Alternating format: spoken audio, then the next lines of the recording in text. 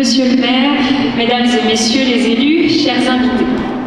C'est avec une immense joie et une profonde émotion que nous nous réunissons, comme l'année passée, à l'appel du mouvement citoyen des Berbères de France et de la coordination des Berbères de France, en partenariat avec la mairie du 13e arrondissement, pour célébrer Yenayer, le Nouvel An berbère de 1975.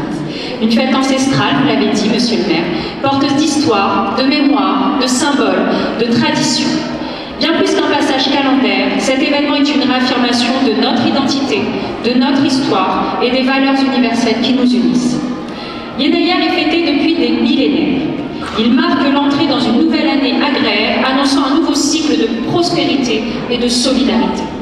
Cette date du 12 janvier dans notre calendrier grégorien trouve son origine dans les rythmes de la nature et les cycles agricoles qui structuraient la vie de nos ancêtres.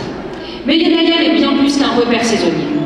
Il est le témoin vibrant de la richesse de la culture amazière, qui s'étend de l'Atlantique à l'Égypte et qui constitue une des racines profondes de l'histoire méditerranéenne et de l'humanité. Aujourd'hui, permettez-moi de mettre un éclairage particulier sur la Kabylie, cette région fière et montagneuse, où les traditions amazières trouvent une expression vibrante. La Kabylie est le berceau des résistances courageuses, d'un attachement viscéral à la liberté et à la dignité. Dans chaque village kabyle, dans chaque maison, Yenayer est célébré avec joie. Vous connaissez la maison bleue de Maxime Le Forestier? Laissez-moi donc vous présenter la maison kabyle. Parce qu'elle aussi, elle est adossée à la colline, on y vient à pied, on ne frappe pas, ceux qui vivent là ont jeté la clé. Le soir de Yenayer, la porte de la maison berbère est ouverte à tous, aux êtres humains, aux végétaux, aux animaux et même aux insectes. Tous ensemble, nous partageons un repas de fête. Et il y a toujours une part pour les absents, ceux qui nous ont quittés, qu'ils soient au ciel, en exil, en prison, leurs esprits sont avec nous. Habillés de leur plus belle tenue, vous l'avez rappelé, les femmes entament des chants traditionnels et les grands-parents content les histoires aux enfants autour du feu.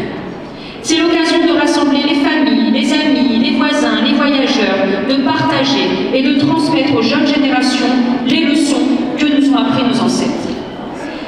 Les valeurs portées par Yenayer résonnent fortement avec celles de la France.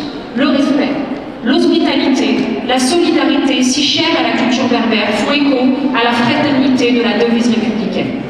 La transmission culturelle, élément fondamental de Yenayer, s'inscrit dans le respect de la laïcité et de la diversité qui caractérise notre pays et l'arrondissement du 13e. Enfin, le courage et la résilience des peuples amaziens rappellent les combats pour les droits et les libertés que la France a toujours portés. Des deux rives de la Méditerranée, nous partageons l'histoire commune. Les Berbères ont enrichi la société française par leur engagement et leur diversité. En France, et plus particulièrement à Paris, nous trouvons un cadre idéal pour transmettre ces traditions tout en dialoguant avec d'autres cultures, dans un esprit de laïcité et de vivre ensemble. Jmaïlimé, au nom de toutes les croyances. C'est ainsi que je les Berbères. Que vous croyez en Dieu, en des statues ou encore au Père Noël, l'essentiel est de croire en vous et en vos rêves. Matou Lounès disait « Certains ont foi en une religion, moi j'ai foi en mon identité ». En célébrant Yenayer, dans cette mairie du 13e arrondissement, nous bâtissons un pont entre les générations et les cultures. Ce pont est une invitation à renforcer les liens entre les communautés, à faire connaître et à vivre la richesse de l'héritage berbère, tout en contribuant à la vitalité de notre société commune. J'aimerais conclure par un message d'espoir et de solidarité dans un contexte particulièrement difficile. Alors que nous entamons cette nouvelle année, rappelons-nous que l'identité culturelle n'est jamais figée, qu'elle s'enrichit, qu'elle se renforce dans le temps avec le dialogue et le partage. Aujourd'hui, en célébrant nos racines, nous cultivons les graines, tous ensemble, d'un avenir harmonieux. Bonne année à tous et à tous, placés sous le signe de la paix et